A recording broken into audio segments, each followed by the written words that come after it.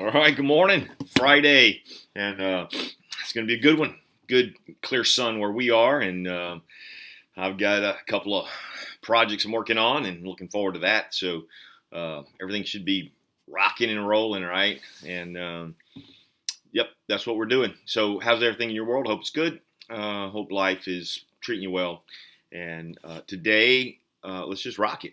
Right. So, hey, we're jumping into, man, I'm loving this study in First Timothy, obviously, but this study on widows is really, really just encouraging. And thinking about special forces. That's really what comes to mind when I think about these widows is that they're the special forces of the church. And you'll see what I'm talking about as we kind of work through the passage today. So, and it's a very important topic. I believe that the church has not done the greatest job with widows in the sense that, we'll have widows' dinners and things like that. But to really call out who are the widows indeed, to teach what it means to teach the family how to be responsible for the elderly. I think that's probably what I'm thinking about mostly, I guess. We end of life, we don't do that very well. And so today we're speaking of widows. And let's read the text. It's going to take us another day to finish all of this as we look at widows, because it is a rather lengthy section that Paul devotes, which is unique in that sense, but powerful in the outcome of what it says. So let's look at verse 3. We're going to kind of review on that, and then we're going to jump into the newer aspects of it today. He says, "Give proper recognition to those widows who are really in need." And so now he begins to describe that. In other words, first he's saying, hey, we're going to give recognition to widows. We're going to recognize them. That doesn't mean recognize them to give them an award. It means recognize them with a means to provide for them, to take care of them. And so he says, let's give proper recognition to those who are really widows in need.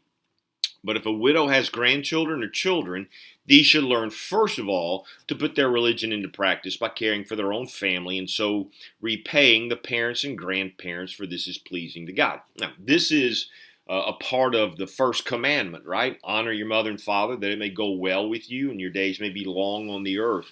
And so what we see here is that we have a responsibility to our parents. We don't get to relegate that and delegate that to other places. It is our responsibility. It belongs to us as kids, and it belongs to our grandkids if we too are kind of lacking the means. But it's meant to be that the church doesn't take care of the widows who have family. It is their job. And Paul says, you teach the family to take care of their kids. He goes on to say in verse 7, remember we skipped 5 and 6, because we're going to look at that today. But he says, give the people these instructions so that no one may be open to blame, right? I mean, teach the family so that they're not subject to being blamed for what's happening to their mom. Anyone who does not provide for their relatives. Now, here he broadens that term beyond just kids and grandkids. He's saying, hey, listen, that extends to relatives. Should there be a brother? Should there be an uncle? And those kind of things. But the widow, repaying parents. Oh, verse 7. Give these people these instructions so that no one may be open to blame. Anyone who does not provide for their relatives, especially of their own household, right? So what does that mean? Well, I mean, those who are within their household, and then there are the in-laws and other things. He's saying even that, it extends to that area, and especially for those for their own household, has denied the faith and is worse than an unbeliever. And if you're not taking care of your family, man, you're worse than the unbeliever. What's wrong with you? Where's the love of Christ in you? And so this is what he speaks of. He does say, and there's one other aspect of this family, and it's verse 16, if any woman who is a believer has widows in her care, she should continue to help them and not let the church be burdened with them, so that the church can help those who are really widows in need. So what's he saying there? Well, there's basically a tier of help with the family, right? So the family takes care of it. If the family can't do it, the kids, the extended household should do it. And then there are some women in the church who had means, whether they're married or single, we don't know, but they also said, hey, I'm going to take care of some of these widows. So it was kind of their ministry. He said, then fine, we're not going to take them from those people. The machine is working, right? The thing is doing its thing. So let's just let them continue that, and we'll focus on those who don't fall into those categories. Now, then he gives us two types of widows that you and me should look at with the mindset of caring for. And so a woman isn't just because she's a widow doesn't mean we're going to care for her in the church. If she has kids, they should do it. If she has a household, they should do it. If there are people already meeting those needs, let them continue to meet those needs. Then he says this, verse 9. Let me make sure I'm right. No, verse 5. The widow who is really in need and left all alone puts her hope in God and continues night and day to pray and ask God for help. Right? So we're looking at two types. There's a widow who has no family to care for, and her trust is in God. That's what he's saying, right? The widow who's really in need, left alone. In other words, she's got nobody. She's in need, and she doesn't have financial means. She is left alone. That is that she's bereft, that there's no one to meet her needs. And yet she continues with her hope. Her only hope is God, right? And continues night and day to pray and ask God for help. Much like Anna in Luke chapter 2, who was a widow, and she served night and day in the temple, in the courts. It's that kind of a thing. He says, that's who we're going to help. He said, there's another one, and it's this, but the widow who lives for pleasure is dead even while she lives. She goes, now, so there's two types of women. There's this one who's like, hey, my hope's in God, and she's just constantly praying, asking God to meet her needs. And there's another one, a widow who isn't trusting God. She's going from one indulgence to the next. That's what the text says. Spataleo, it means lewdness or luxury. So it's not quite just like, hey, she's just living for the moment, but she's putting her hope in pleasure. Like if she can pleasure men, they'll take care of her. So this is a woman who's not trusting God. She's trusting in her whatever aspects of her body can carry her down the road, whatever just hopping from one means to another. And so he's identifying those. Then he comes to verse 9 and says, now no widow may be put on the list. Now this is the first time that really it's the only time in the scriptures where there's some list mentioned. By the fact that there is a list and there are qualifications indicates that this is probably some sort of an office, much like an elder or deacons and deaconesses. The word deaconess is not in the scripture, but we use that in order to imply that there are women deacons and there are men deacons and there are men elders. Well, now here's another list. And I kind of call them the special forces, right? I mean, they're widows and they're special forces. And in my mind, I get that slow motion walk with fog behind the ladies as they're walking forward, and they're all old blue haired ladies, and they're meant to kick spiritual butt. This is kind of what this list is, if that's not too graphic for you. But a widow may be put on a list unless she is over 60 years old. So this isn't for any. Paul encouraged the younger women to go ahead and get married and have babies and all of that. 60 was the age in certain cultures.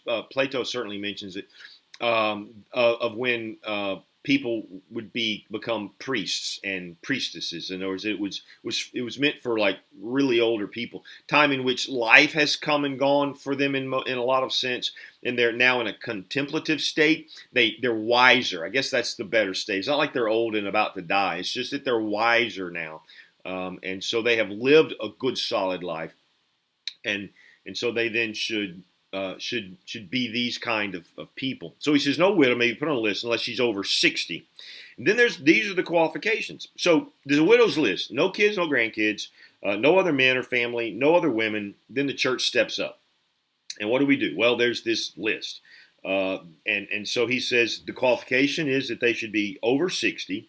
And then he says this, has been faithful to her husband. Now, that's what my version says. It's really kind of an unfortunate statement, really, because it's the very same as husband and one wife. it means one woman husband, right? And this is reversed, and it's a one husband woman, right? So she is, what we mean by that is she is wholly devoted to one husband. She's wholly devoted to that one man that she spent her days with. It doesn't mean that she hasn't been remarried. It simply means that she was found wholly devoted to her husband. You could see it in her life. This woman was devoted to her husband. These are the kind of women, he says, that I want to see you put on the list. Then he goes on. He adds there's more qualifications, and she is well known for her good deeds, right? So that she's known for just doing good stuff. And then he says, such as, and he begins to help us understand, what does it mean to do good deeds? Well, one is bringing up children. That's a good deed. It's a noble deed. It's how Paul will tell us later. Kind of finds her significance in salvation in that sense, not in a heavenward sense, but salvation in the purpose of life is in the bringing up children. If God blesses you to have children, and so he says she was faithful to that. She brought up children. She's shown hospitality. That is that she's opened her home now, has more space because she's single, whatever, and so she's opened up to bringing more people into the house, much like Elijah. When God told him, hey, go there, and I've got a widow who will take care of you. That's kind of one of those widows that were in mind. She had a room, and it was used for him. Sometimes it was their means of making money. I had a lady in our church, 2 times in my church, 2 different churches, and she happened to be there in both. And she had a little house in Tarrant City, and she was a widow. And she had a spare bedroom, and she would say, Lord, if you'll fill that bedroom, I will teach these people about Jesus. And the Lord was faithful. And that little room of hers, I mean, she lived on like some dead-end cul-de-sac in Tarrant City, but people would find that house, and she would give them that room, and they would stay there for a night or 2 or whatever. And she'd been doing it for quite a while by the time I met her. And, man, it would be daily. She worked for the church. People would come up and say, I just want to come see Glow because she took care of me when I was in need and that kind of thing. And this is the picture of what he's talking about here. They just show hospitality. Their house is just open for ministry. And then he says, he adds this, washing the feet of the Lord's people. Now, that in some sense was a real deal, but it became symbolically that of humility. In other words, and Jesus even taught that when the woman washed his feet, that he basically said, she loves me much because she's been loved much, right? She understands the grace that God has given to her, and so she just wants to repay it. So she's just humble. She just wants to serve because she has been served so greatly by God. This is the concept. So there's this humility. And then it goes on to say that she's helping those in trouble. Now, trouble is a unique word in that passage. It really just means whatever trouble it is. It doesn't necessarily mean physical trouble. It could be mental trouble, could be spiritual trouble. What she is what they call a coach, life coach these days. That's what that means, helping those in trouble. No, she just serves as a life coach in that sense. And he says, and devoting herself just to all kinds of good deeds. So this is who he speaks of, and this is what he says. So when we find widows in our church, and they don't have kids, they don't have extended family, there's nobody else, other women taking care of them, and they're holy ladies. In other words, they're trusting in the Lord. We're not obligated. I'm not saying we shouldn't, but we're not obligated to help widows who really aren't trusting in the Lord, who aren't, who just live in whatever lifestyle. But those who are seeking the Lord, then He's called us to meet that. We are the answer. So when they're crying out to God, Lord, help me, He's saying, hey, church, go do it, right? So this is what's going on. And so we kind of ask ourselves, okay, so what will they do, right? Well, what is this qualification? You know what's interesting? You give qualifications for elder, deacon, and then widows, but there's no really job description. It's kind of self-explanatory, I guess. You know what a shepherd is by the title. He's one who cares. You know what an overseer is. You know that because of what they do. For deacon, you know that. It's a servant to one who enlists them. So they assist the elders, these men and women, to carry out the ministry of the church. And so then these widows obviously are an extension of that, and they are the special forces. So what do we find them doing? Well, one is serving the weary traveler. I mean, that's what they do.